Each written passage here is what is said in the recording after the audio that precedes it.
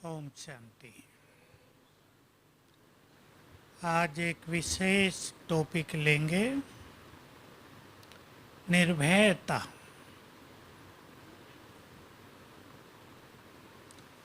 और हम अपने अंदर के छुपे हुए किसी भी भय को चेक करेंगे।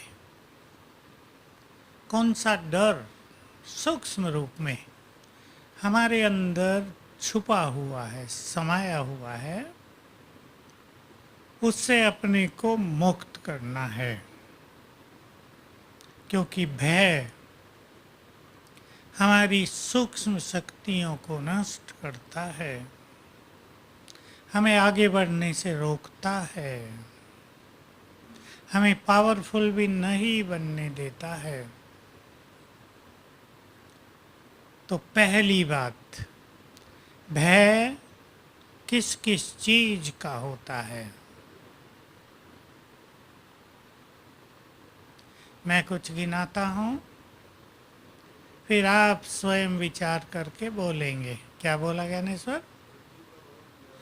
सबसे बड़ा भय और बीज, भय का बीज है मृत्यु का भय। इसे बाबा मुरलियों में बहुत कहते हैं, सतयुग में भय होता ही नहीं, ये शब्द ही नहीं है वहाँ, क्योंकि मृत्यु नहीं है। आत्मा जैसे वस्त्र उतारती है ऐसे देह छोड़ती है। इसलिए भय कहीं किसी को किसी कारण से भी नहीं होता है। तो बीज है मृत्यु का भय, और इससे अधिकतर ब्रह्मावत्स निकलते जा रहे हैं। मरने का डर है? थोड़ा सा धीरे गर्दन हिली। होता तो है, फिर भी उतना नहीं है जितना पहले था। आत्मा के बारे में संपूर्ण ज्ञान हो गया। अभी छोटे छोटे भय देखें पहले। अंधेरे से डर, छिपकली से डर कईयों को होता है। सांप तो बड़ी चीज है, उसे तो सबको ही डर लगता है। काकरोच का मैं नाम नहीं ले रहा था, पर उससे भी डर। थोड़े बड़े भय देखो, किसी को पानी को देखते ही डर लगता है, किसी को भटकती आत्माओं से भय लगता है, ऊंचाई से भय लगता है। ऊंचाई से अगर नीचे देखना पड़े, वो बहुतों को, लगभग सबको भय लगता है। और बोलो अब किस किस चीज का भय? सूक्ष्म, असफलता का भय, हार का भय, भविष्य का भय, सूक्ष्म थोड़े, फेल होने का भय। और बोलो बुढ़ापे, बात ठीक कहा आपने, बुढ़ापे का डर। अब कई बुजुर्ग लोग भी हमारी सभा में बैठे तो हैं, पर बहुत बुजुर्ग तो नहीं बैठे, कोई दिख नहीं रहा। बुढ़ापे का भी भय होता है, क्योंकि दूसरों को कष्ट पाते हुए देखते हैं। और आजकल बीमारियों का भय, कुछ अनजाना भय भी होता है। कोई ट्रेन में ही नहीं बैठते, डर। कोई कार में नहीं बैठते, डर। उसके पूर्व जन्मों के कारण वो होते हैं। और बताओ, किसी को याद आ? भाइयों ने नहीं बोला? अंधेरे से भय, और बाइक चलाने से, ड्राइविंग, और हाथ उठा के बोलेंगे तो आवाज आएगी। बाढ़ का, बाढ़ का वही पानी, वो तो बहुत भयभीत करता है आजकल। कहीं कहीं के सीन दिखाते हैं, वो तो बहुत भयभीत। किसी की डांट का डर। खून की नदियाँ, विनाश का भय, पर बड़ों से भी डर और डांट का भी डर। ये प्रैक्टिकल हैं बहुत। थोड़ा जोर से बोलो। ट्रेन छूटने का वो तो छोटे छोटे डर हैं। निंदा ग्लानि का डर, अपमान का डर, यही जो इसमें अपोजिट पेयर्स हैं, हार का डर, हानि का डर है, परीक्षा का डर, बड़ा डर है ये भी स्टूडेंट्स को, exam fear, stage fear.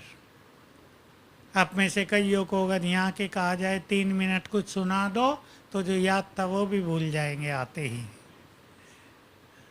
Stage fear भी। और भी कोई बोलो, बोलो भाई, क्या बोल रही है?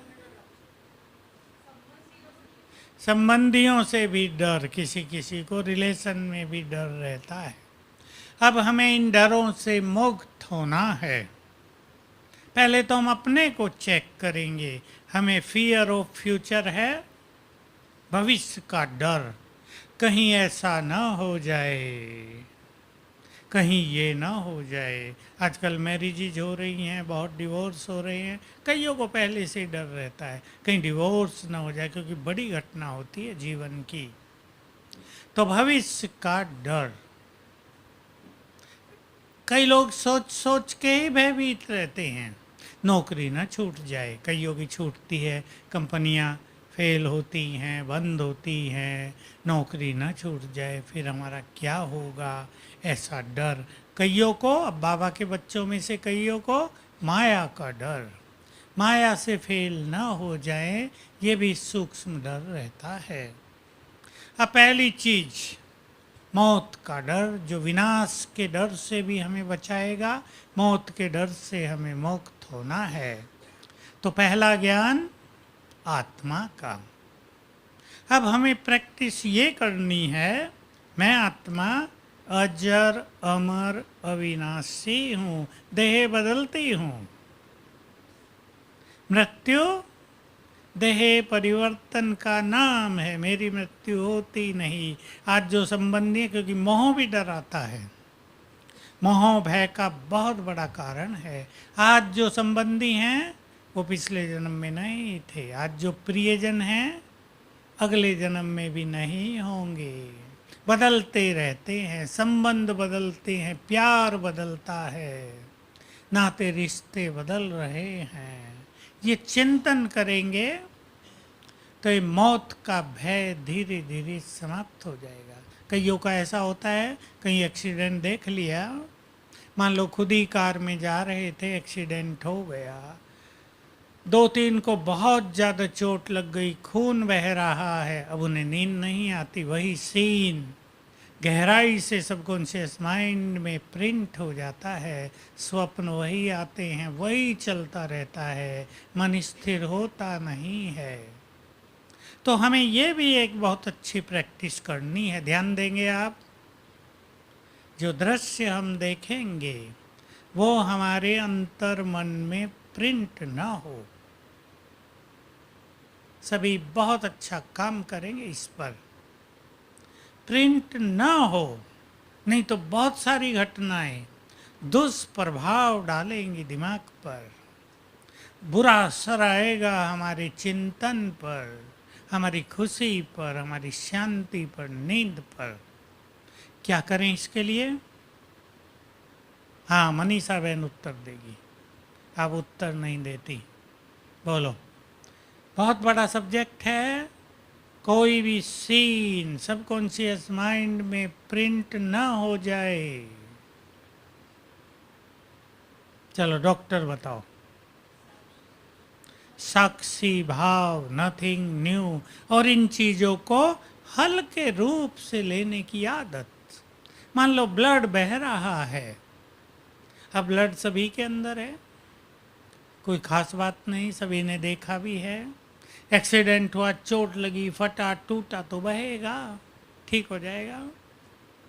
और नहीं होगा तो क्या होगा? अब एक बड़ा काम होगा ना, खून से क्या बनेगी? खाद। लोग तो किचरे से खाद बनाने का सब रिसर्च हो रही है ना। अब ब्लड की भी खाद लगेगी धरती को, और ये धरती युगों के लिए उपजाऊ हो जाएगी। तो खून से, खून देखकर जो सबकॉन्शियस माइंड में प्रिंट होता है, या जो भय हो जाता है, उसको हमें साक्षी भाव से सहज भाव से, नथिंग न्यू की स्मृति से उपराम उससे हो जाना है। कोई भी सीन हो, हुआ, हम उससे ऊपर हो गए। क्योंकि अगर ऐसे दृश्यों का इफेक्ट मानस पटल पर गहराई से छपेगा तो विनाश काल में जीना ही मुश्किल हो जाएगा। सभी इस पर बहुत ध्यान दें। पसंद है ना ये प्रैक्टिस? और भी सोच ले। सतयुग के सीन इतने सुंदर छपे हों दिमाग में। बाबा की छवि, शिव बाबा की छवि, या जो हमने भगवान का पाठ देखा है, जो जितने समय से ज्ञान में 10, 20, 30, 50 साल से, वो छवियाँ, बहुत सुंदर छवि हमने देखी है ना। भगवान कैसे धरा पर आए, उन्होंने कैसे कार्य किया, लंबा चौड़ा काम करके वापिस अपने सूक्ष्म वतन में चले गए। वो छवि दिमाग पे अंकित हो पावरफुल ढंग से, तो और छवि, निगेटिव छवि भी अंकित नहीं होंगी। अगर हम संसार की छवियों से अनासक्त होंगे, आकर्षण में नहीं रहेंगे, तो ये विनाश की भिन्न भिन्न छवि भी हमारे सबकॉन्शियस माइंड में गहराई से प्रिंट नहीं होंगी। भविष्य का भय। मैं भूत प्रेतों के बारे में कह दूं जरा। बहुत चलता है आजकल, कोई मानते हैं कोई नहीं मानते।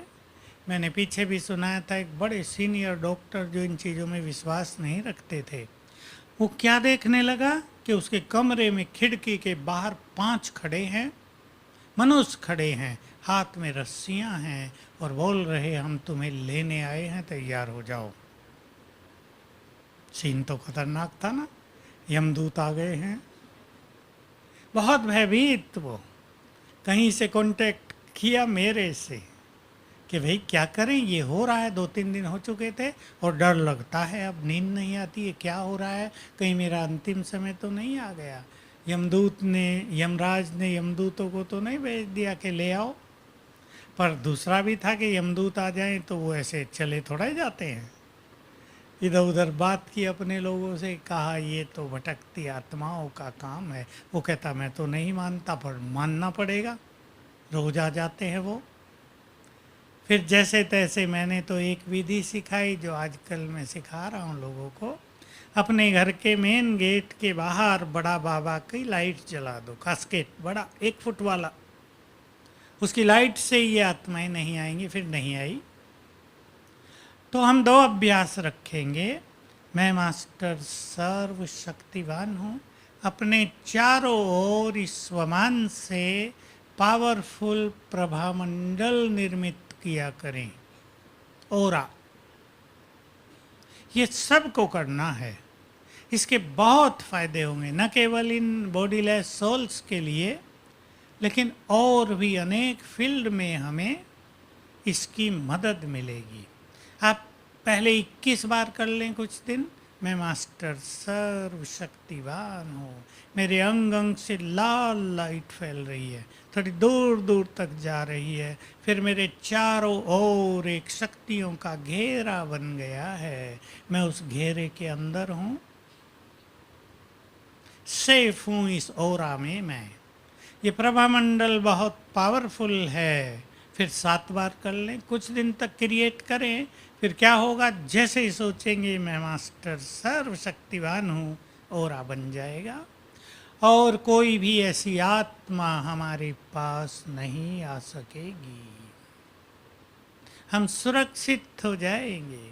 दूसरा, ये बाबा की लाइट अपने घरों में मेन गेट के बाहर जला कर रखें। बैज पहन के रखने से भी बहुत फ़ायदा होता है। बैज पे शिव बाबा का चिन्ह है ना, ऑलमाइटी का चिन्ह है। इसको चार्ज भी कर सकते हैं राइट हैंड में लेकर। 21 बार संकल्प कर दें मैं मास्टर ऑलमाइटी हूँ और फिर पहने। रात को भी पहन लें, कोई छोटा बैज रख लें, तो इनके प्रकोप से हम बचे रहेंगे। बाकी हमें डरना नहीं है। ये सभी को अच्छी तरह समझ लेना है। ये भटकती आत्माएं पावरफुल नहीं होती, कमज़ोर होती हैं। देखो, बहुत लॉजिकली आप इसको जान लेंगे। पाप मनुष्य को भयभीत करता है, पाप मनुष्य को निर्बल करता है। और ये जो भटकती आत्मा है, इनके पाप ही तो बढ़े हुए हैं, इसलिए दे आर वेरी वीक, बहुत कमजोर हैं। उनसे 1000 गुना शक्तिशाली कौन है? हम। इस सत्य को स्वीकार कर लें। 2-4 दिन 7 दिन अपने को ये पावरफुल थॉट्स दें, इन सभी आत्माओं से 1000 गुना अधिक शक्तिशाली मैं हूँ, क्योंकि मैं मास्टर ऑलमाइटी हूँ और स्वयं सर्वशक्तिवान मुझे साथ दे रहा है। आज की मुरली याद करो, जितना ऊंच मैं तुमको समझता हूँ, तुम अपने को उतना ऊंचा नहीं समझते। बाबा ने कहा ना, याद है? मैं जोर शोर से नशा चढ़ाता हूँ, फिर भी उतर जाता है। आज की मुरली बहुत सुंदर थी, और जो गहन चिंतन करते हैं वो आज की मुरली से ये पॉइंट अच्छी तरह नोट कर लें और चिंतन करें, उसको स्वरूप में लाएं। तुम बड़े से बड़ा एग्जाम पास कर रहे हो, पद भी बहुत बड़ा है।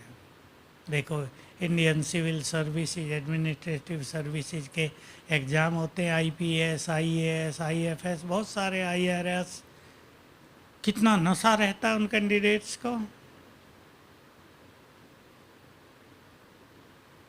हमारा एग्ज़ाम उनसे कितना बड़ा। हम इसको चिंतन में लाएं तो अभी से नशा चढ़ जाएगा। तुमसे बड़ा आदमी कोई होता ही नहीं। कौन कह रहा था आज? स्वयं भगवान।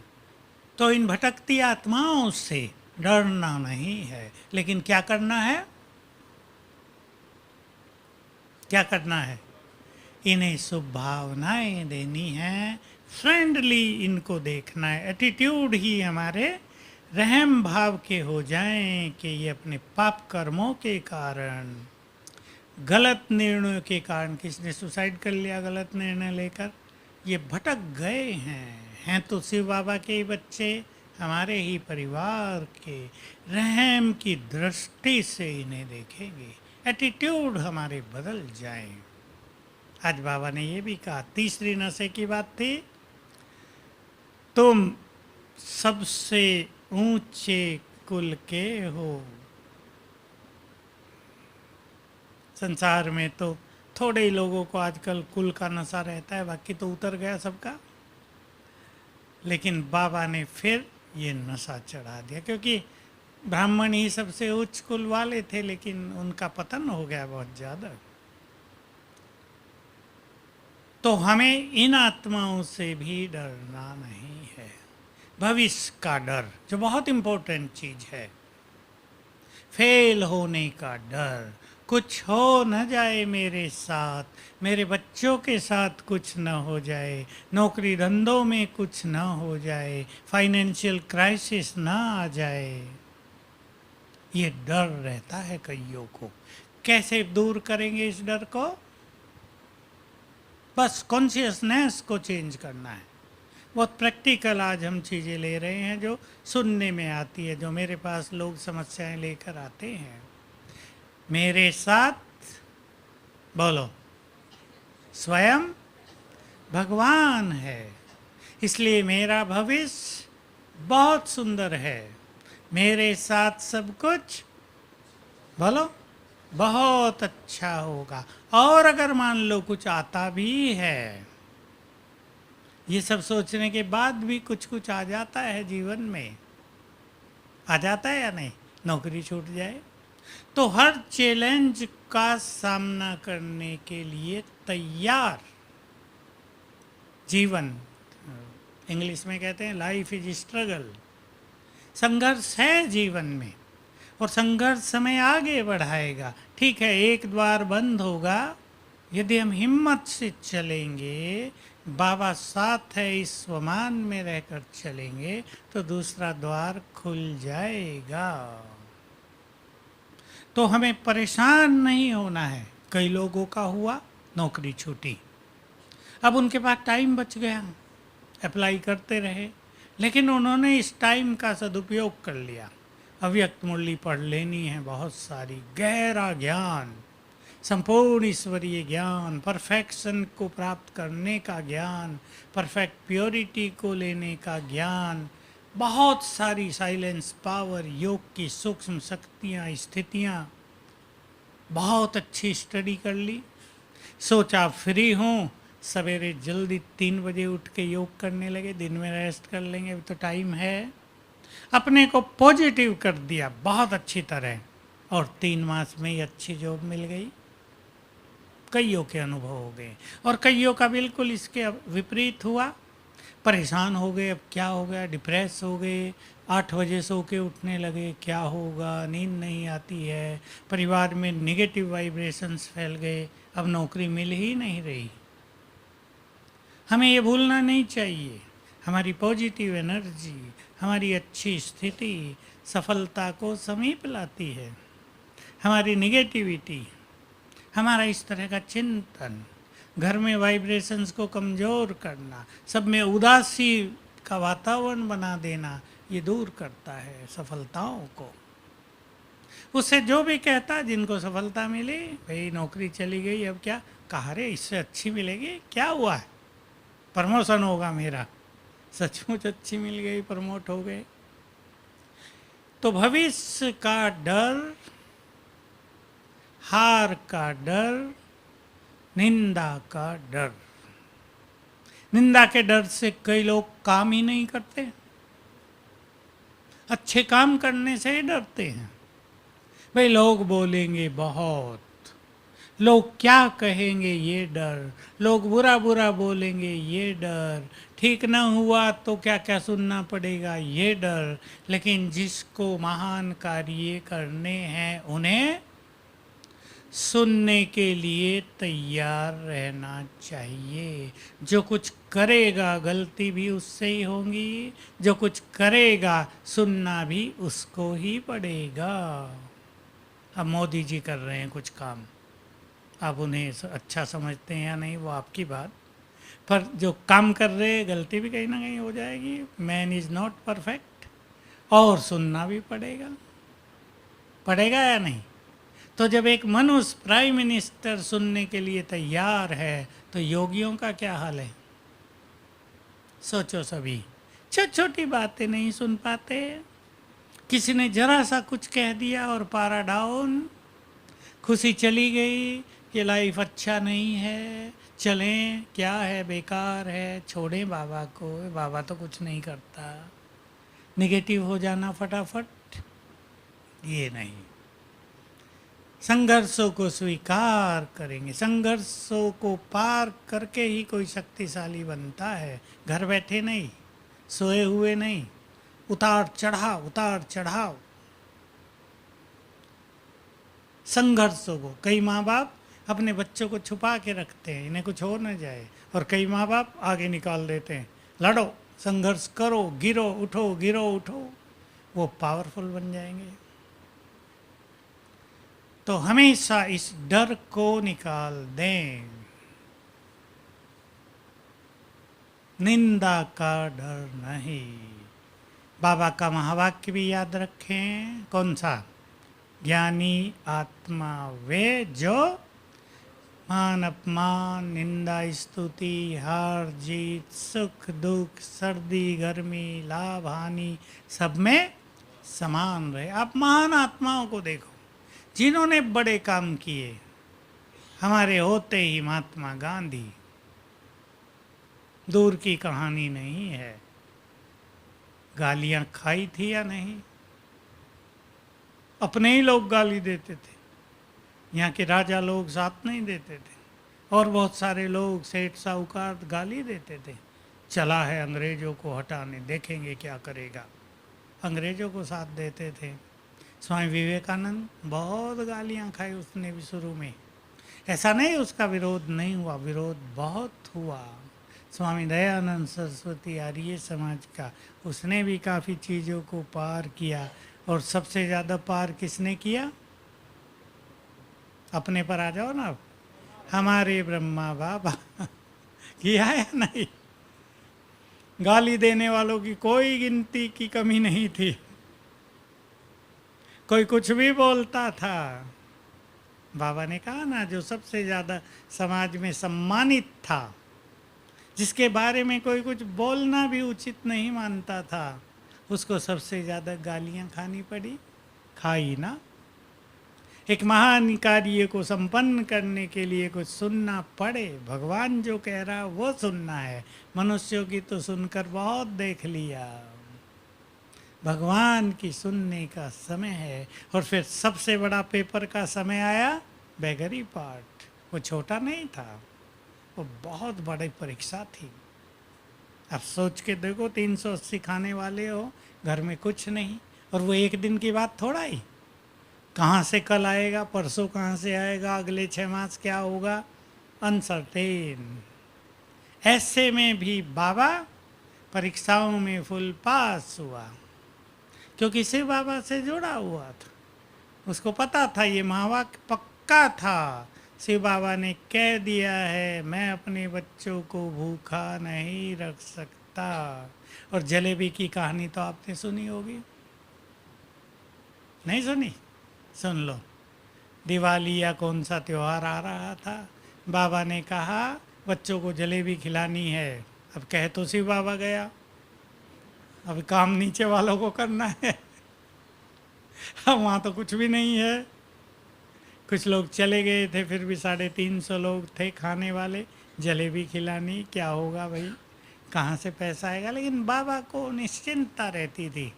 अब जिसने कहा है उसने पहले से ही प्रबंध भी कर दिया होगा, 3 दिन पहले ही।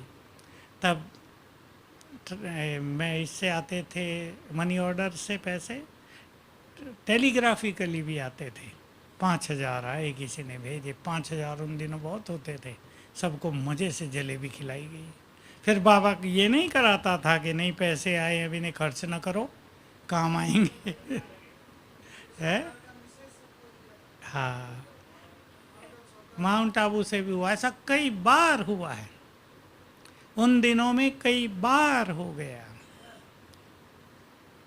तो ब्रह्मा बाबा ने भी गालियां खाई, सहन किया, लेकिन एक ही चीज से विजय हुई, शिव बाबा साथ है। बच्चे उसके हैं, कार्य उसका है, स्थापना उसने की है, हम निमित्त हैं, वो करण करावनहार है, सब करेगा और करता रहा। और परीक्षाओं में कोई पक्के होकर बाहर निकल गए, कोई कच्चे रहकर बाहर चले गए। तो हमें निंदा से, मान अपमान से डरना नहीं है। लेकिन याद रखेंगे, अपमान से कौन नहीं डरते, निंदा से कौन नहीं डरते। इंस्पेक्टर, गहरी बात अब सोचो। जो मान को स्वीकार नहीं करते, जो मान सुनकर फूल नहीं जाते, जो मान सुनकर अभिमान में नहीं आ जाते, तो मान उनके लिए शक्ति बन जाता है। मान उनको एनर्जी देने वाला होता है। मान उनको स्वमान में स्थित करा देता है। और जिन्होंने मान को स्वीकार कर दिया, वारे में तो निंदा जरा सी भी हुई होगी तो ये मान को स्वीकार करना अभिमान को जगा देता है। और जरा सी भी निंदा होगी तो तुम मुझे ऐसा कहते हो, अच्छा देखता हूँ तुम्हें, शुरू हो जाएगा। बाहरी संघर्ष भी और अंदर का संघर्ष भी। कहेंगे लोग बहुत बोलते हैं, यहाँ तो कुछ करने ही नहीं देते, जरा सा भी काम करो बोलने वाले 10 मिल जाते हैं। नहीं, स्वमान को स्वीकार ही न करो, साथ साथ सम्मान को, सम्मान को स्वीकार ही न करो, साथ साथ बोलो प्रभु अर्पण। हमारी महिमा करें लोग, महिमा तो होगी जो अच्छे काम करेंगे। आप किसी स्कूल में गए, टच द लाइट के प्रोग्राम चलते, आपने बच्चों को अच्छा सिखाया, महिमा करेंगे, बच्चे बड़े खुश होंगे, प्यार भी करते हैं बच्चे बहुत, और सारा स्टाफ भी खुश होगा, महिमा करेंगे, फिर आओ आप ये कंटिन्यू करो कहेंगे। लेकिन हम ये सब बाबा को अर्पित करने की प्रैक्टिस डालें। इसलिए सम्मान हमें बहुत मिलेगा, अब से 1000 गुना ज़्यादा मिलने वाला है, सबको मिलेगा। आप सबके द्वार पर भीड़ लगेगी, माताओं के द्वार पर भी। जिन माताओं ने अपनी स्थिति को अच्छा बनाया है उनके द्वार पर भीड़ होगी, मान ही मान होगा, लेकिन सब कुछ प्रभु अर्पण। ऐसी अभी से आदत डाल लें।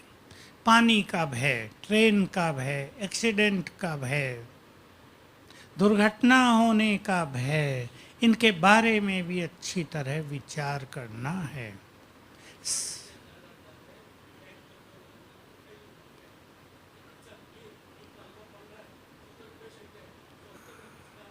हाँ भाई, शुगर पेशेंट हैं, हलवे की सुगंध आ रही है, इंस्पेक्टर साहब कह रहे हैं अब खाना भी नहीं है और खाने की इच्छा भी हो रही है, क्या करें। बाबा बैठा है, खा लो, कुछ होने वाला नहीं है। ठीक है, ये भी पॉजिटिव थिंकिंग अच्छी है। तो इस सूक्ष्म भय से हमें अपने को छुड़ाना है। निर्भय का अर्थ एक और शब्द है, इससे जुड़ेगा स्वच्छंदता। कुछ भी करने लगना, हमें कोई डर नहीं, कोई कुछ भी कहे, हम किसी की परवाह नहीं करते। ये लापरवाही है, ये बाह्य मुक्ता है। हमें परवाह भी करनी है, लेकिन इन सब बातों से ऊपर भी रहना है। मान मिलते हुए अपमान की फीलिंग से मुक्त। लोग बोलते रहें, हमें चुप रहकर उसके प्रभाव से स्वयं को मुक्त करना है। तो इन सब चीज़ों का जो डर होता है, उसमें बाबा की एक ही बात काम करेगी। प्रकृति की भिन्न भिन्न आपदाओं का जो भय है और जो बढ़ेगा, ये भय सबसे ज़्यादा बढ़ेगा। आपने अभी तो एक दो चीज़ देखी, मुंबई में एक दो छोटी बिल्डिंग गिरी 4 मंजिल की, कैसा सीन हो जाता है, कैसे भय का वातावरण हो जाता है। अब जब ये ऊंची ऊंची बिल्डिंग गिरेंगी तो कितना खराब होगा। मैंने सुनाया था इस क्लास में पहले, दुबई में जो सबसे ऊंची बिल्डिंग है ना, 149 मंजिल, 25वीं मंजिल पर एक परिवार रहता इंडिया का। अब धरती हिलने लगी, अब उसमें ऊंची बिल्डिंग है या नीची है, वो क्या करेगी, भूकंप होने लगा। ये माता अपने 2 बच्चों को उठा के सीढ़ियों से उतरी 25 मंजिल, लिफ्ट आदि तो चलती नहीं तब, और ये इतनी भयभीत हो गई कि उसके भय का वर्णन भी नहीं हो रहा था उससे। वर्णन करते भी भयभीत थी कि नीचे नहीं देख सकती, डर लगता है। इसलिए ऊपर की जो उनकी मंजिलें हैं वो बिकी नहीं, किराए पे भी नहीं चढ़ी, क्योंकि नीचे देखने में डर लगता है। और धरती हिलने लगे तो भय ही भय, पानी का प्रकोप, अकाल का प्रकोप,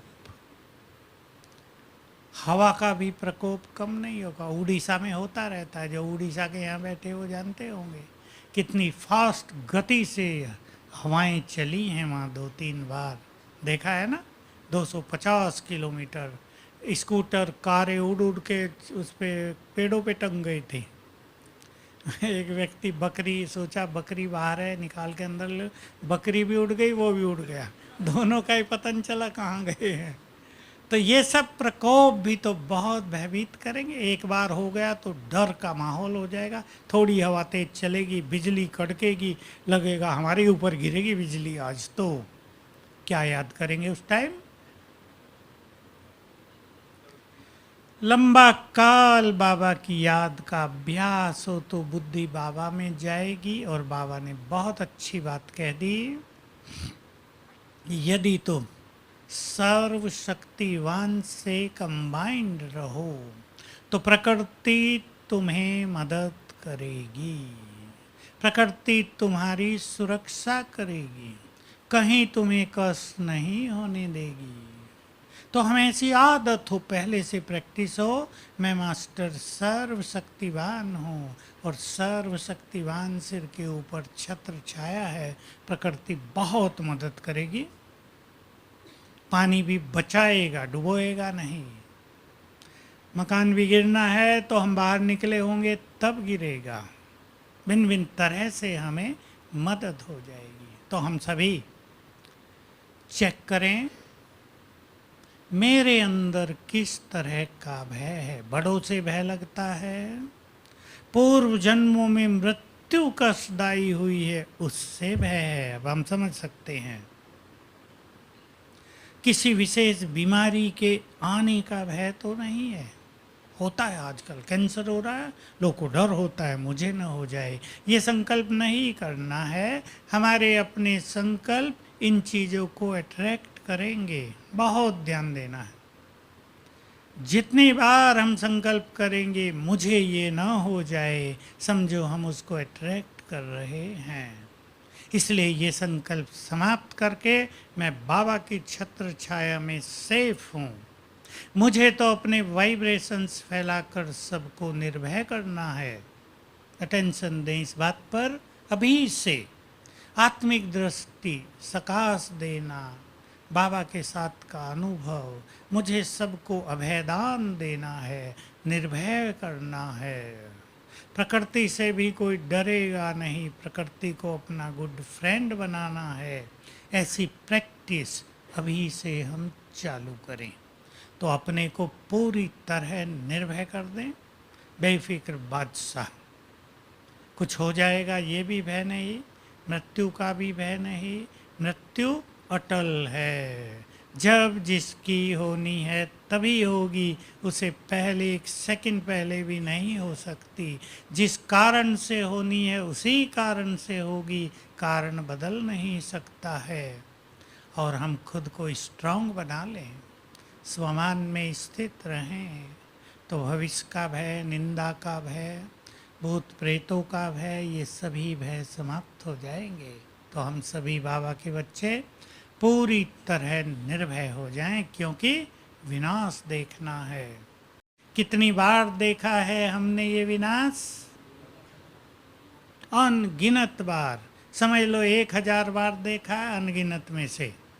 तो फिर देखना कॉमन बात होगी। इसको जागृत करें रोज। अभी इसकी बहुत ज़रूरत होगी। Nothing new. ये सीन हमने हजारों बार देखे हैं। Nothing new. ये तो आत्माएं देह छोड़कर अपने घर जा रही हैं। बाबा ने कहा था लोग चिल्लाएंगे ये मरा है, ये हो गया, ये डूबा, यहाँ वो हुआ, और तुम कहेंगे अपने घर गया। सुखी हुई आत्मा दुखों से मुक्त हुई। तो ये चिंतन हम बढ़ाते चलें। जितना चिंतन बढ़ेगा इन सब बातों के बारे में, किसी के अंदर भी जो छुपा हुआ भय है वो समाप्त होता जाएगा। बाबा मेरे साथ है और मैं भी बहुत पावरफुल हूँ। याद रखेंगे लास्ट बात, एक पावरफुल आत्मा जहाँ होगी संसार में, उसके आसपास दूर दूर के लोग सुरक्षित हो जाएंगे।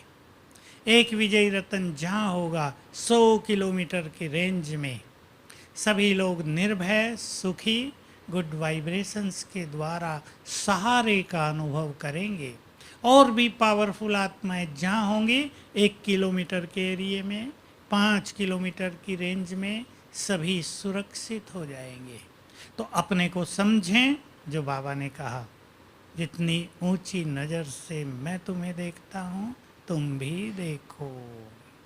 तो सभी निर्भय हो जाएं। हमारा निर्भय होना माना हम पूर्वज हैं, मास्टर बीज हैं, अनेक आत्माएं निर्भय हो जाएंगी। ओम शांति।